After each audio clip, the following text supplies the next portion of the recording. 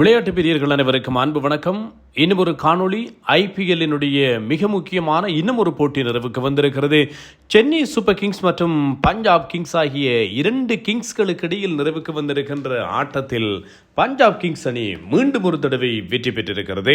அண்மை காலமாக Chennai super Kings அணிக்கு எதிராக இவ்வளவு பெரிய ஆதிக்கத்தை வெளிப்படுத்தி வருகின்ற ஒரு அணியாக பஞ்சாப் கிங்ஸை நாங்கள் பார்க்கலாம். அந்த அளவு தூரம் மிகச்சிறப்பாக இந்த பஞ்சாப் கிங்ஸ் விளையாடி வருகிறது.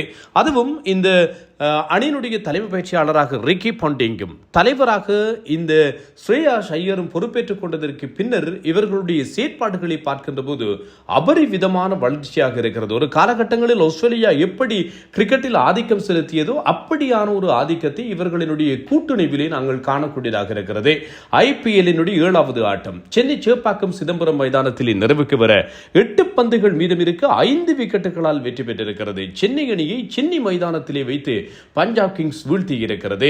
அதுவும் 8 பந்துகள் மீதம் இருக்க 5 விக்கெட்டுகளால் வீழ்த்தி இருக்கிறார்கள். 210 என்கின்ற ஓட்ட இலக்கை சென்னை சேப்பாக்கம் சிதம்பரம் மைதானத்திலே சேசிங் செய்வது என்பது சாதாரணமான ஒரு காரியம் கிடையாது. முன்னைய காலகட்டங்களிலெல்லாம் நாங்கள் ஐபிஎல்லை ஆரம்பம் தொட்டு பார்த்து ரசித்து வருபவர்களுக்கு தெரியும், சென்னை சேப்பாக்கம் சிதம்பரம் மைதானம் என்பது ஒரு பேட்டிங் ஃப்ரெண்ட்லி மைதானம் கிடையாது. அது பந்து வீச்சாளர்களுக்கு சாதகமான ஒரு மிகப்பெரிய அளவிலான ஓட்ட எண்ணிக்கை பெறப்படுகின்ற ஒரு மைதானம் கிடையாது. அப்படியான மைதானத்தில் 180 கடந்த ஓட்ட எண்ணிக்கை எல்லாம் 170 கடந்த ஓட்ட எண்ணிக்கைகள் கூட ஒரு பலமான ஒரு ஓட்ட எண்ணிக்கை தான் நோக்கப்பட்டிருக்கிறது. ஆனால் சொந்த மைதானத்தில் 210 என்கின்ற இலக்கை தாங்கி பிடித்து வெற்றி பெற முடியாத அளவிற்கு சென்னை தோற்று போயிருக்கிறது என்பதுதான் சென்னை ரசிகர்களால் ஏற்றுக்கொள்ள முடியாது. கொல்கத்தா தாங்கள் விளையாடிய 2 ஆட்டங்கள் 2லும் தோற்று போனார்கள். இப்போது சென்னை தாங்கள் விளையாடி இருக்கின்ற 2 ஆட்டங்கள் 2லும் சென்னை தோற்று போயிருக்கிறது என்பதை இங்கே சுட்டி காட்டக்கூடிய ஒரு விஷயம். இது மாத்திரமல்லாமல் சென்னை சேப்பாக்கம் சிதம்பரம் மைதானத்தில் தொடர்ச்சியாக பஞ்சாப் கொடி பறந்து கொண்டிருக்கிறது. அவர்கள் 4 ஆட்டங்கள் இறுதியாக சென்னைக்கு எதிராக விளையாடி இருக்கின்ற 4 ஆட்டங்கள் 4லும் வென்றிருக்கிறார்கள் என்பதும் குறிப்பிடத்தக்கது. பஞ்சாப் கிங்ஸ் மற்றும் சென்னை சூப்பர் கிங்ஸ் அணிகளுக்கு இடையில் இறுதியாக விளையாடப்பட்டிருக்கின்ற 9 ஆட்டங்களை பொறுத்தவரையில் 9 ஆட்டங்களிலே 8 ஆட்டங்களிலே பஞ்சாப் கிங்ஸ் வென்றிருக்கிறது என்றால் பாருங்கள், பஞ்சாப் இவ்வளவு தூரம் சென்னைக்கு எதிராக டொமினேட் செய்து கொண்டிருக்கிறது என்பது உங்களுக்கு தெரியும். குஜராத் ருத்ராஜ் கெய்க்வாட் தலைமையிலே சென்னை அணி தொடர்ச்சியாக 6 போட்டிகளிலே தோல்வியை தழுவியிருக்கிறது. பஞ்சாபுக்கு எதிரான இறுதியான 9 போட்டிகளிலே ஒரே ஒரு ஆட்டத்திலே தான் சென்னை அணி வெற்றி பெற்றிருக்கிறது என்பதும் ஞாபகப்படுத்தத்தக்கது. இது மாத்திரமல்லாமல் சென்னை சூப்பர் கிங்ஸுக்கு எதிராக சென்னை சேப்பாக்கம் சிதம்பரம் மைதானத்திலே பஞ்சாப் தொடர்ந்து 4 ஆட்டங்களில் வென்றிருக்கிறது.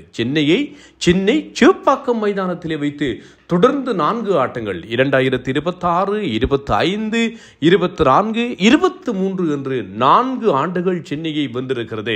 சென்னைக்கு இவ்வளவு தூரம் சென்னை மைதானத்திலே வைத்து சென்னையை நெருக்கடி கொடுத்து வேதனைப்படுத்திய ஒரு அணி என்றால் அண்மை காலமாக பஞ்சாப் கிங்ஸை தான் நாங்கள் குறிப்பிடலாம். 26.75 கோடி கொடுத்து பஞ்சாப் கிங்ஸ் அணி கொல்கத்தாவில் இருந்து இந்த ஸ்ரேயாஸ் ஐயரை பெற்ற போது எல்லோரும் பார்த்தார்கள், என்னடா இது 26.75 கோடி ஸ்ரேயாஸ் ஐயருக்கு எதற்கு என்று.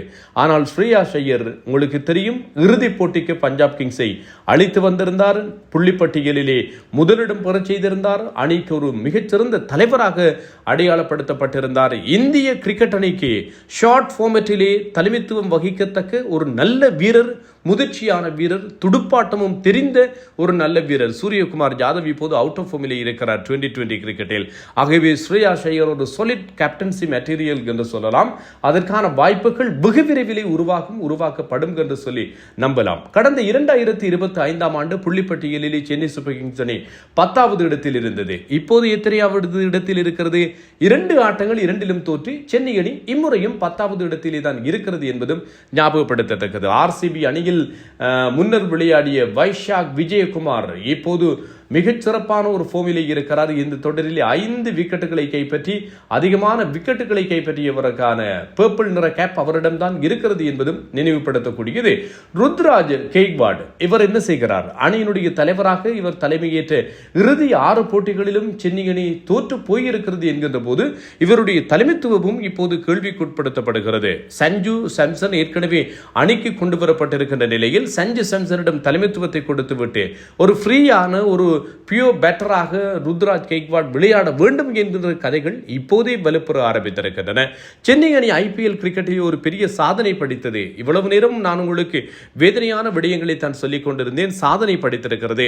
அதிகமான தடவைகள் 200க்கும் அதிகமான ஓட்டங்களை பெற்றுக்கொண்ட அணி என்கின்ற பெருமை சென்னைக்கு தான் இருக்கிறது. இன்று பெற்றுக்கொண்ட 36வது தடவையாக சென்னை 200 ஓட்டங்களை கடந்திருக்கிறது. ராயல் சேலஞ்சர்ஸ் பெங்களூரு அணி 35 தடவைகள் இவர்கள் 200க்கும் அதிகமான ஓட்டங்களை குவித்திருக்கிறார்கள். பஞ்சாப் கிங்ஸ் அணி 3வது இடத்தில் இருக்கிறது.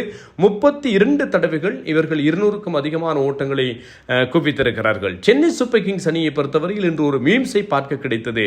ஒரு பேலன்ஸான டீம் என்று சொல்லி, என்ன சென்னை பேலன்ஸான டீம் என்று சொல்லி பார்த்தால், சென்னையினுடைய துடுப்பாட்ட வீரர்கள் 200 ஓட்டங்களை கடந்தால் பந்து வீச்சாளர்களும் கூட 200 ஓட்டங்களை கடந்து விட்டு விடுகிறார்கள் என்பதுதான் அந்த சென்னை ஒரு பேலன்ஸான டீம் என்று சொல்லி பார்க்க கிடைத்த ஒரு மீம்ஸாக இருக்கிறது. ஸ்ரேயாஸ் ஐயரை பொறுத்தவரையில் ஐபிஎல் வரலாற்றிலே அதிகமான வெற்றிகளை பெற்றுக்கொண்ட தலைவராக, வெற்றி சதவீதத்தை கொண்டிருக்கின்ற வீரராக இன்றைய போட்டியோடு மாறி இருக்கிறார். மொத்தம் 59.8 வெற்றிகள் இவருக்கு கிடைத்திருக்கிறது. ஹார்திக் பாண்டியா 59.01, சச்சின் 58.82, மகேந்திர சிங் தோனி 58.36, ஷேன் வோன், ரோஹித் சர்மா என்று சொல்லி இந்த பட்டியல் நீள்கிறது. ஆகவே ஸ்ரேயாஸ் ஐயர் தன்னை மிக பெருமளவிலே நிரூபித்திருக்கிறார். அதிகமான வெற்றிகளை சென்னை சூப்பர் கிங்ஸுக்கு எதிராக பெற்ற தலைவராக ஸ்ரேயாஸ் ஐயரும் பட்டியலில் வருகிறார். ரோஹித் சர்மா 22 போட்டிகளிலே 12, ஸ்ரேயாஸ் ஐயர் 12 போட்டிகளிலே 7, ஆடம் கில்கிறிஸ்ட் மற்றும் கம்பீர் ஆகியோர் தலா 6 வெற்றிகள், சஞ்சு சாம்சன் 7லே 5 என்பதும் ஞாபகப்படுத்தத்தக்கது. சென்னை சூப்பர் கிங்ஸ் அணியை பொறுத்தவரையில் சென்னையில் 2025ஆம் ஆண்டுக்கு பின்னர் அவர்கள் விளையாடி இருக்கின்ற 7 ஆட்டங்களிலே 6 ஆட்டங்களிலே தோற்று போயிருக்கிறார்கள். ஒரே ஒரு வெற்றி தான் கிடைத்திருக்கிறது என்பதும் ஞாபகப்படுத்தத்தக்கது. ஐபிஎல் போட்டிகளிலே சென்னைக்கு எதிராக அதிகமான வெற்றிகளை பெற்றிருக்கின்ற அணியாக மும்பை இருக்கிறது. 39 போட்டிகளிலே 21 வெற்றிகள். 2வது இடத்துக்கு இப்போது பஞ்சாப் வந்திருக்கிறது. 33 போட்டிகளில் 17 வெற்றிகள். அதுவும் இறுதி 9 போட்டிகளில் பஞ்சாப் சென்னைக்கு எதிராக 8 வெற்றிகளை பெற்றிருக்கிறது. 3வது இடத்தில் ராஜஸ்தான் ராயல்ஸ் இருக்கிறது. அவர்கள் 32 போட்டிகளிலே 16 வெற்றிகள். சென்னைக்கு எதிராக இவர்கள் இறுதியாக விளையாடி இருக்கின்ற 11 போட்டிகளில் ராஜஸ்தான் 9 வென்றிருக்கிறது. ஆகவே பஞ்சாபும் ராஜஸ்தான் ராயல்ஸும் சென்னையை எப்படி துவம்சம் செய்து கொண்டிருக்கின்றன. ராஜஸ்தான் ராயல்ஸ் விளையாடிய இறுதி 11லே 9 வெற்றி, பஞ்சாப் விளையாடிய இறுதி 9லே 8 வெற்றி சென்னைக்கு எதிராக என்பதும் ஞாபகப்படுத்தத்தக்கதாக இருக்கிறது. இதே நேரத்தில் சென்னை சேப்பாக்கம் சிதம்பரம் மைதானத்தில் அதிகமான வெற்றிகளை பெற்றுக்கொண்ட அணி என்கின்ற பெருமை சென்னைக்கு எதிராக பஞ்சாப் வசமாகி இருக்கிறது. 10 போட்டிகளில் 6, மும்பை 9 போட்டிகளிலே 5, கொல்கத்தா 12 போட்டிகளிலே 4. சென்னைக்கு எதிராக சென்னை மைதானத்திலேயே போட்டிகளை வெல்வது என்பது ஒரு மிகப்பெரிய குதிரை கொம்பான ஒரு விஷயமாக இருக்க, இப்போது சர்வசாதாரணமாக சென்னை கோட்டைக்குள் எல்லா அணிகளும் புகுந்து விளையாடி கொண்டிருக்கின்றன. அதிகமான தடவைகள் 200க்கும் அதிகமான ஓட்டங்களை ஐபிஎல் வரலாற்றிலே பெற்றுக்கொண்ட அணி பஞ்சாப் கிங்ஸ் அணி 9 தடவைகள் 200க்கும் அதிகமான ஓட்டங்களை சேசிங் செய்திருக்கிறது. இன்றைய போட்டியோடு சேர்த்து மும்பை இந்தியன்ஸ் அணி 6 தடவைகள் தான் 200க்கும் அதிகமான ஓட்டங்களை சேசிங் செய்திருக்கிறது. மும்பையோடு ஒப்பிடுகின்ற போது பஞ்சாப் கிங்ஸ் அணி இவ்வளவு பெரிய பலத்திலே இருக்கிறது என்பது உங்களுக்கு தெரியும். சென்னைக்கு எதிராக அதிகமான பிளேயர் ஆஃப் த மேட்ச் விருதுகளை வென்றவர் கிரண் பொலார்ட், லோகேஷ் ராகுல், ரோஹித் சர்மா ஆகியோர் தலா 4. பிரியனாஷ் ஆர்யா இன்று வென்றிருக்கின்ற விருது 2வது பிளேயர் ஆஃப் த விருது என்பதும் நினைவுபடுத்தத்தக்கது. முதல் 88 போட்டிகளில் அதிக வெற்றிகளை பெற்ற ஐபிஎல் தலைவர் தோனி 55, ஸ்ரேயாஸ் ஐயர் இப்போது 52 என்று சொல்லி 2வது இடத்துக்கு வந்திருக்கிறார். இப்படி ஏராளமான சாதனைகள் படைக்கப்பட்டிருக்கின்றன. ஸ்கோர் விவரங்களை பார்த்துவிட்டு வரலாம். 209 ஓட்டங்கள் சென்னை, சஞ்சு சாம்சன் 7, ருத்ராஜ் கெய்க்வாட் 28, ஆயுஷ் மாத்ரி, ரோஹித் சர்மாவை என்று நமக்கு நினைவுபடுத்தினார். 5 சிக்ஸர் 6 பவுண்டரிகளோடு 73. சிவம் துபே இறுதி 2 ஓவர்களிலே வானவேடிக்கை நிகழ்த்தினார். 27 பந்துகளில் 45 ஓட்டங்கள். சஃப்ராஸ் கான் 12 பந்துகளிலே 32. கார்த்திக் சர்மா 14.2 கோடிக்கு எடுக்கப்பட்டவர் 1. பிரசாந்த் வீரும் 14.2 கோடிக்கு எடுக்கப்பட்டவர் 6. மொத்தம் 28.4 கோடியை இவர்களுக்காக கொட்டி கொடுத்து எந்த யூஸும் சென்னைக்கு இல்லை. 209 ஓட்டங்கள், 5 விக்கெட்டுகளை இழந்தார்கள். விஜயகுமார், வைஷாக் 38க்கு 2, மார்க்கோ ஜான்சன் 43க்கு 1, ஹர்ஷ்தீப் சிங் மற்றும் வருண் சக்கரவர்த்தி அவர்களுடைய ஃபியூச்சர் இந்த ஐபிஎல்லிலே தீர்மானிக்கப்படும் என்று சொன்னேன். வருண் சக்கரவர்த்தியும் தொடர்ச்சியாக சொதப்புகிறார். ஹர்ஷ்தீப் சிங்கும் பெரிய அளவிலே தன்னுடைய பங்களிப்பை இதுவரைக்கும் காட்டவில்லை. பிரியன் லியனா ஷாரியா 11 பந்துகளில் 4 சிக்ஸர்களோடு 39 ஓட்டங்கள். சந்தித்தது வெறுமனே 11 பந்துகள் தான். ஆனால் பிளே ஆஃப் த மேட்ச் விருதையும் அந்த இன்னிங்ஸ் வென்று கொடுத்திருக்கிறது.